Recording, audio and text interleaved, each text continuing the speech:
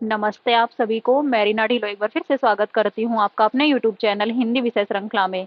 तो भई आज मैं अपने बनाए हुए नोट्स आपके साथ शेयर करने जा रही हूँ, तो इनको आप ध्यान से पढ़ लेना ताकि आपको इनके जो अर्थ है डिटेल से मैंने लिख रखा है कि अनुसंधान होता क्या है और इसकी कौन-कौन सी विधियाँ हैं, इसके क्या सोपान हैं, इसमें नैतिकता क्या होती है, ये सारी चीज़ें इसमें मैंने बता रखी हैं। तो ज़्यादा समय खराब ना करते हुए देख लेते हैं भई। अनुसंधान का अर्थ क्या होता है? इसका जो काम होता है वो क्या होता है? ज्ञान में वृद्धि करना या ज्ञान को विस्तृत करना। आपके पास जो ज्ञान है उसको बढ़ाना, उसमें इजाफा करना ही अनुसंधान है। अनुसंधान शब्द को अंग्रेजी में रिसर्च कहते हैं, जो दो शब्दों से मिलकर बना है, री प्लस सर्च। री का अर्थ होता है बार बार और सर्च का अर्थ होता है खोजना या ढूंढना। अर्थात शोधकर्ता किसी तथ्य को बार बार देखता है जिससे वह उससे संबंधित आंकड़ों को एकत्रित करता है और उसके आधार पर उसके संबंध में निष्कर्ष निकालता है कि कोई भी एक चीज का आविष्कार हो चुका है, उसमें बार बार वह उसको कुछ नया निकालने का प्रयास करता है उसमें से, ताकि और कुछ नया निकल के आए और वह अपने ज्ञान में भी बढ़ोतरी करता है। शोध कार्य से ही नवीन तथ्यों की खोज होती है। शोधार्थी को शोध कार्य के दौरान विभिन्न नवीन तथ्यों व विषयों की जानकारी प्राप्त होती है। वह अनुसंधान में प्राचीन तथ्यों तथा वर्तमान तथ्यों के बीच मजबूत इकाई को निभाता हुआ दोनों कालों में सुसंगठित समन्वय स्थापित करता है। अतः रिसर्च अंग्रेजी भाषा का शब्द है। ठीक है, तो ये किस भाषा से निकला है? अनुसंधान अंग्रेजी भाषा के रिसर्च रिसर्च शब्द से निकला है। अब देख लेते हैं इसकी परिभाषा, किस विद्वान ने क्या इसकी परिभाषा दी है। मैकग्रेथ तथा वोटसन के अनुसार अनुसंधान एक प्रक्रिया है, एक प्रोसेस है जिसमें खोज प्रविधि का प्रयोग किया जाता है। ठीक है, खोज या शोध करना उसका प्रयोग किया जाता है इसमें, जिसके निष्कर्षों की उपयोगिता हो, ज्ञान वृद्धि की जाए, प्रगति के लिए प्रोत्साहन करे, समाज के लिए सहायक हो तथा मनुष्य को अधिक प्रभावशाली बना सके। समाज तथा मनुष्य अपनी समस्याओं को प्रभावशाली ढंग से हल कर सके। तो ये अनुसंधान का काम है कि वह समाज में भी सहायक हो और मनुष्य को प्रभावशाली बनाने में भी सहायक हो। ठीक है, समाज तथा मनुष्य में आपसी जो समन्वय की भावना है वो स्थापित करने में सहायक हो। तो अनुसंधान वह एक प्रक्रिया है। अब देखते हैं रेडमैन के अनुसार अनुसंधान नवीन ज्ञान प्राप्त करने हेतु एक व्यवस्थित प्रयास है। ठीक है, नया ज्ञान प्राप्त करने के लिए एक व्यवस्थित सुव्यवस्थित प्रयास है, कोशिश है। जेम्स ब्रेवर के अनुसार किसी क्षेत्र में ज्ञान अथवा सत्यापन हेतु की जाने वाली तंत्रबद्ध खोज ही अनुसंधान है। ठीक है, तंत्रबद्ध, तंत्रबद्ध मतलब उसमें नियम होते हैं, कानून होते हैं, उनके द्वारा ही जो खोज की जाती है वह अनुसंधान कहलाता है। ट्रेवर्स के अनुसार शैक्षिक अनुसंधान वह प्रक्रिया है जो शैक्षिक परिस्थितियों में एक व्यवहार संबंधी विज्ञान के विकास की ओर अग्रसर होती है। समझ गए कि क्या होता है कि शैक्षिक अनुसंधान, हम शिक्षा से संबंधित अनुसंधान की बात कर रहे हैं, तो यह एक ऐसा प्रोसेस है जो शिक्षण वाली जो परिस्थितियां हैं उनमें व्यवहार संबंधी विज्ञान के विकास कि जो बच्चों का व्यवहार के जो विकास आएगा वो किस तरीके से हम कर सकते हैं उसकी खोज करना ही अनुसंधान है।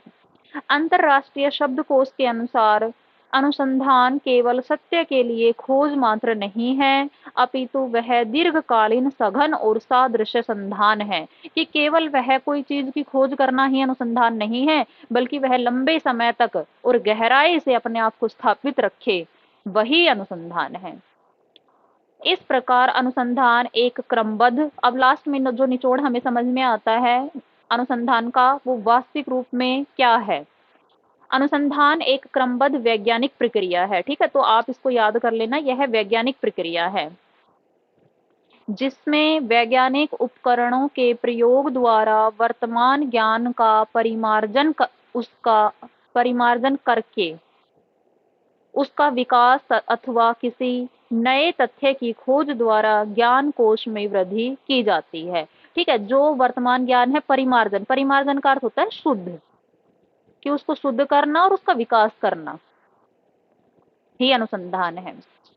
अब देखते हैं इसकी विशेषताएं। तो अनुसंधान की विशेषताएं देख लेते हुए सबसे पहली बात तो हमने पढ़ चुके हैं कि यह वैज्ञानिक प्रक्रिया है अनुसंधान एक वैज्ञानिक प्रक्रिया है जिसके अनुसार चलकर किसी तथ्य की खोज की जाती है।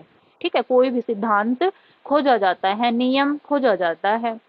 अनुसंधान की प्रक्रिया में तथ्यों के अनुसार ही परिकल्पनाओं की पुष्टि की जाती है। अनुसंधान का आलेख सावधानी पूर्वक तैयार किया जाता है। अनुसंधान में गुणात्मक तथा परिमाणात्मक प्रदत्त आंकड़े, ठीक है, उनकी व्यवस्था की जाती है और उनका विश्लेषण करके निष्कर्ष निकाला जाता है। यह एक लंबी प्रक्रिया है। यह नवीन ज्ञान की वृद्धि एवं विकास में सहायक होता है। प्रत्येक शोध कार्य की अपनी विधि व प्रविधि होती है जो शोध के उद्देश्यों की प्राप्ति में सहायक होती है, विधि भी और प्रविधि भी। अनुसंधान में धैर्यशील होना चाहिए क्योंकि इसमें बहुत ज्यादा समय लगता है, तो पेशेंस बनाए रखना अति आवश्यक है। अनुसंधान एक वस्तुनिष्ठ प्रक्रिया है। ठीक है, वस्तुनिष्ठ, ये टुकड़ों में बटी हुई है, छोटे छोटे टुकड़ों में। इसमें सामान्य नियमों व सिद्धांतों पर बल दिया जाता है। इसमें व्यक्तिगत पक्षों, भावनाओं तथा विचारों को महत्व नहीं दिया जाता, अर्थात यह जो क्या होती है, सामूहिक रूप से सभी के लिए होता है, इसमें केवल किसी एक व्यक्ति पर निर्भर नहीं करता। अनुसंधानकर्ता अंत में निष्कर्ष निकालकर उसका सामान्यकरण किया जाता है। ठीक है, सामान्यकरण कर देता है। अब देखते हैं भाई इसके प्रकार, व्यावहारिक और बौद्धिक। व्यवहार में तो जो भी हमारे पास ज्ञान है उसका प्रयोग हम जो सांसारिक जीवन जीते हैं उसमें प्रयोग करें। इसका संबंध मनुष्य की ऐसी इच्छा से है जिसके द्वारा वह ज्ञानार्जन करने के बाद उसका अन्य कार्यों में सुगमता पूर्वक प्रयोग कर सके। कि मनुष्य एक सामाजिक प्राणी है, तो समाज में रहते हुए से बहुत सारे नियमों का पालन करना पड़ता है, तो वो ऐसा ज्ञान प्राप्त कर ले जिसको उसको समाज में जीने में कठिनाई ना हो, आसानी से वह अपना जीवन जी सके। अब आता है बौद्धिक अनुसंधान। इसका संबंध मनुष्य की स्वयं की जिज्ञासु प्रवृत्ति से है। इसमें मनुष्य ज्ञानार्जन कर मानसिक संतुष्टि प्राप्त करता है। ठीक है, इसके केवल खुद ये मतलब इसकी बुद्धि से संबंधित है। इसके अलावा भी अनुसंधान के प्रकार हैं, वो देख लेते हैं। मूलभूत अनुसंधान, इसमें किसी निश्चित नियम का निर्धारण होता है। इसका मुख्य उद्देश्य नई प्ररचनाओं या रचनाओं का निर्माण करना है।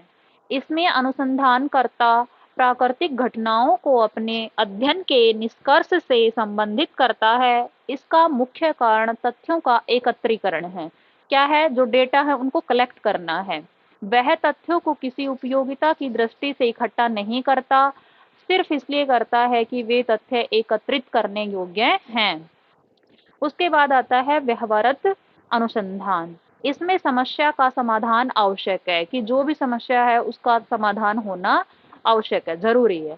यह विज्ञान के कुछ विशेष नियमों का किसी विशेष मामले पर प्रभाव के लिए जाना जाता है।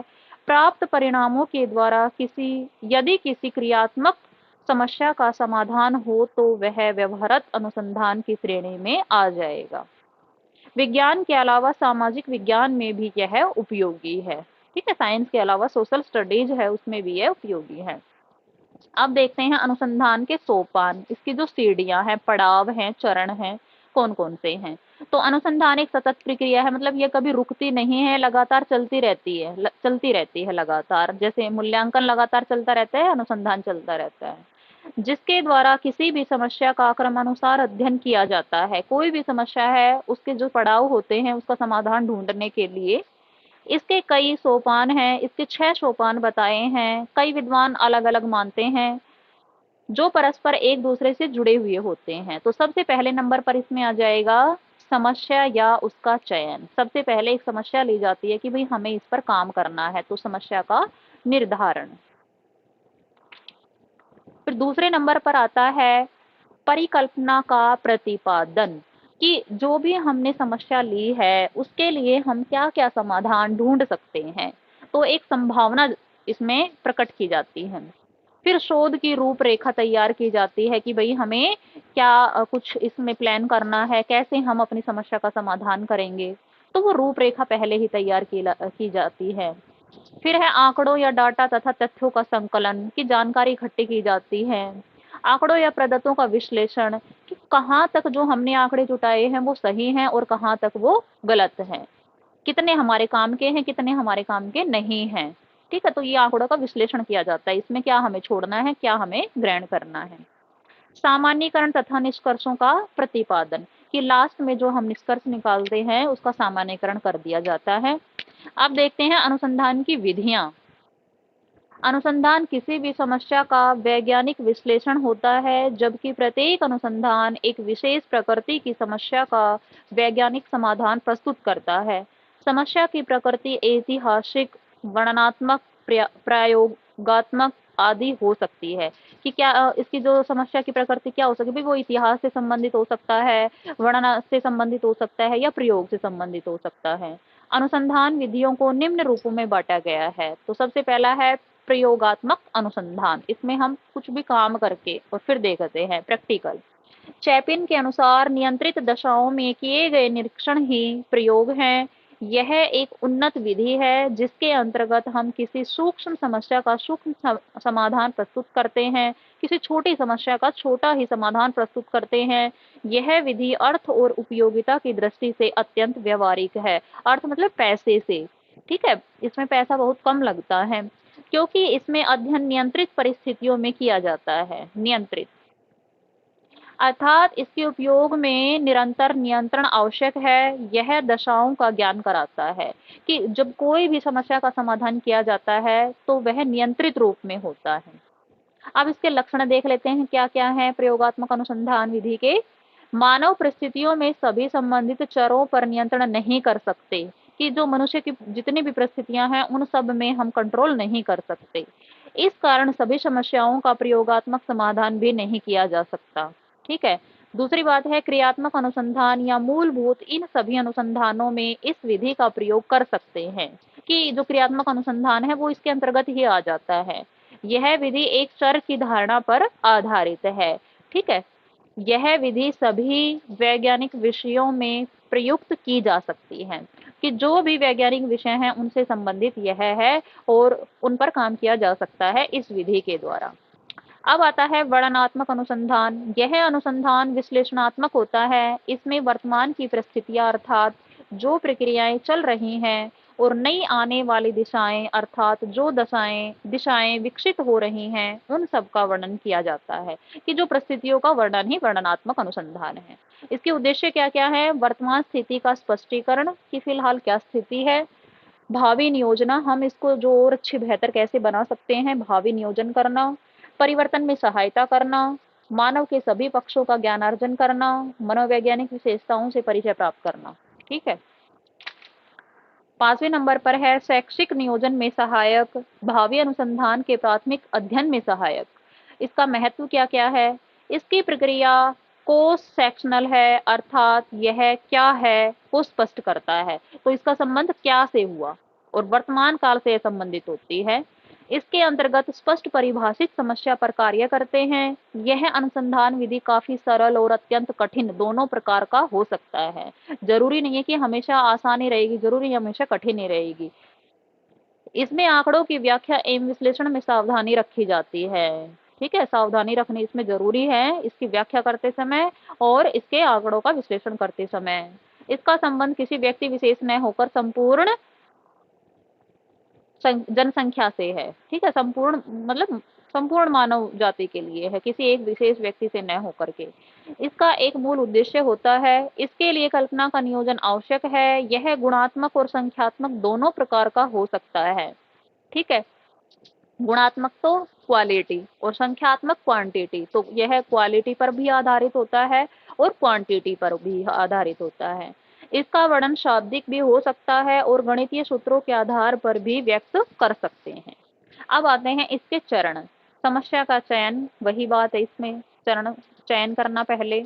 यह निर्धारित करना कि समस्या सर्वेक्षण अनुसंधान के उपयुक्त है या नहीं, कि जो हम समस्या ले रहे हैं और उसका सर्वेक्षण कर रहे हैं तो वह उपयुक्त है भी या नहीं, कि हम अपना जो बेकार में अपना समय हम जाया कर रहे हों। उचित सर्वेक्षण विधि का चयन करना, सर्वेक्षण के उद्देश्यों का निर्धारण करना। फिर आता है सर्वेक्षण की सफलता का निर्धारण, कि इसको हम सफल कैसे बना सकते हैं। आंकड़े प्राप्त करना, आंकड़ों का संग्रह, उनका विश्लेषण, विश्लेषण वही क्या हमें लेना है, क्या हमें छोड़ना है, ठीक है। प्रतिवेदन तैयार करना, और इसके जो प्रकार हैं वो है सर्वेक्षण अध्ययन, अंतर संबंधों का अध्ययन और विकासात्मक अध्ययन। इन तीनों पर हम ये जो शोध है कर सकते हैं। अब आता है पश्चोन्मुखी अनुसंधान। पश्चोन मतलब बाद में आने वाला। शिक्षा, मनोविज्ञान तथा अन्य सामाजिक विज्ञानों में केवल स्वतंत्र परिवर्ती से ही आश्रित प्रवृत्ति के प्रभावों का अध्ययन न करके इसके विपरीत कार्य करते हैं। अर्थात कुछ प्रयोग इस प्रकार अकल्पित किए जाते हैं जिनमें आश्रित प्रवृत्ति के माध्यम से स्वतंत्र परिवर्तन का अध्ययन किया जा सके। ऐसे प्रयोगों को पुरालक्षी या पश्चोन्मुखी अनुसंधान कहते हैं। इसमें अनुसंधानकर्ता किसी आश्रित चर के निरीक्षण से कार्य प्रारंभ करता है। वह स्वतंत्र चर को बाद में देखता है ताकि आश्रित चरों पर पड़ने वाले प्रभावों तथा उनके संबंधों को वह ज्ञात कर सके। जैसे जो शिक्षण कार्य होता है उसमें भी तो चर होते हैं, 3 चर होते हैं। उसमें एक आश्रित चर, एक स्वतंत्र चर और एक मध्यस्थ चर। तो जो आश्रित चर होता है वो तो विद्यार्थी होते हैं, स्वतंत्र चर होता है वो टीचर होते हैं। जैसे इस प्रकार से ये तो क्या हो गया हमारा टीचर, स्वतंत्र चर, और इधर हमारे जो स्टूडेंट हैं वो क्या हो गए आश्रित चर। और जो भी टीचर बच्चों को पढ़ा रहा है, जो विषय वस्तु है, जो पाठ्यक्रम है, सिलेबस है, वो हो गया हमारा मध्यस्थ चर। तो ये इस पर आधारित है, संबंधों का ज्ञान प्राप्त कर सकें। अब है विशेषताएं इसकी, पश्चोन्मुखी अनुसंधान की विशेषताएं। यह अनुसंधान मनोवैज्ञानिक, समाजशास्त्र व शिक्षा के अनुसंधान के लिए अत्यंत आवश्यक है। मनोविज्ञान के लिए साइकोलॉजी जो होती है, समाजशास्त्र के लिए सोशियोलॉजी जो होती है, और शिक्षा के अनुसंधान के लिए आवश्यक है अत्यंत। इस अनुसंधान में केवल नियंत्रित ज्ञान संभव है, केवल नियंत्रित, नियमों में बंधा हुआ। इसके दोष क्या हैं? इसमें पूर्ण रूप से वैज्ञानिक विधि का प्रयोग नहीं होता है। इसमें बुद्धि का प्रयोग, पारिवारिक वातावरण, शिक्षा के प्रभाव, स्कूल के वातावरण आदि से संबंधित अध्ययन, हस्तकला के प्रयोग के कारण यह उपयुक्त नहीं है। ठीक है। अब आता है ऐतिहासिक अनुसंधान। ऐसा अनुसंधान जिसमें ऐतिहासिक, यहाँ से प्रश्न पूछा गया था अब की बार, नेट के जो नेट का पेपर हुआ था उसमें यहाँ से प्रश्न पूछा गया था। ऐसा अनुसंधान जिसमें ऐतिहासिक समस्याओं का वैज्ञानिक विश्लेषण होता है। इसके अनेक पद भूतकाल के संबंध में एक नई सूझबूझ पैदा करते हैं। इसका संबंध वर्तमान काल और भविष्यत काल से भी होता है। ठीक है, जरूरी नहीं है कि जो इतिहास से संबंधित बातें हैं वो भूतकाल में हैं, इनका संबंध हम भविष्य काल में भी कर सकते हैं और वर्तमान काल से भी। इसका जो मूल उद्देश्य है वो देख लेते हैं क्या है। शिक्षा, मनोविज्ञान तथा सामाजिक मनोविज्ञानों में चिंतन को नई दिशा देने एवं नीति निर्धारण में सहायता करता है, कि भाई पहले क्या हो चुका है उसका हम प्रयोग अब आने वाली जो पीढ़ियां हैं उनके लिए किस प्रकार से कर सकते हैं। वैज्ञानिकों की भूतकालीन तथ्यों के प्रति जिज्ञासा की तृप्ति एवं भूतकाल, वर्तमान काल तथा भविष्य काल का संबंध स्थापित करना। भूतकाल के आधार पर वर्तमान काल को समझना और भविष्य के प्रति सतर्क करना भी इसका मूलभूत उद्देश्य है। कि हम इतिहास में देखते हैं कि भाई कोई भी मतलब जो भी हुआ इतिहास में, उसका ध्वंस हुआ, उसका विकास हुआ, तो उससे हम अपने वर्तमान को बेहतर बना सकते हैं और भविष्य के लिए सतर्क हो सकते हैं कि ऐसा करने पर ऐसा भी हो सकता है। किसी क्षेत्र विशेष के व्यावसायिक कार्यकर्ताओं के लिए पूर्व अनुमान के आधार पर भावी कार्यक्रम की रूपरेखा निर्धारित करने में सहायता करना है। ठीक है, तो ये इसके मूल उद्देश्य हो गए। अब इसकी विशेषताएं देख लेते हैं। यह अनुसंधान शिक्षा, समाज एवं विद्यालयों के संबंधों की व्याख्या करता है तथा मनोवैज्ञानिक क्षेत्र में इसके कारणों का विश्लेषण प्रस्तुत करता है। ऐतिहासिक अनुसंधान वर्तमान वैज्ञानिक, मनोवैज्ञानिक व शैक्षिक समस्याओं का हल ढूंढने में सहायक होता है। यह अनुसंधान शिक्षा व मनोविज्ञान को वैज्ञानिक आधार प्रदान करता है। यह अतीत की नकारात्मक घटनाओं से हमारा परिचय कराकर भविष्य के प्रति सतर्क करता है। यह अंधविश्वासों का निवारण करता है। ठीक है, कि जो भी इतिहास में अंधविश्वास चले पड़े थे उनको दूर करना। अब देखते हैं ऐतिहासिक अनुसंधान के पद या चरण, इसकी जो सीढ़ियां हैं, सोपान हैं। सबसे पहले आंकड़ों का संग्रह, वही बात है। फिर है इसमें आंकड़ों का विश्लेषण। देखो वहां हम आंकड़ों का विश्लेषण बाद में पढ़ रहे थे, यहाँ हम दूसरे नंबर पर ही पढ़ रहे हैं। उपयुक्त तथ्यों के आधार पर विश्लेषण एवं रिपोर्ट देना, लास्ट में जो रिपोर्ट करना आएगा।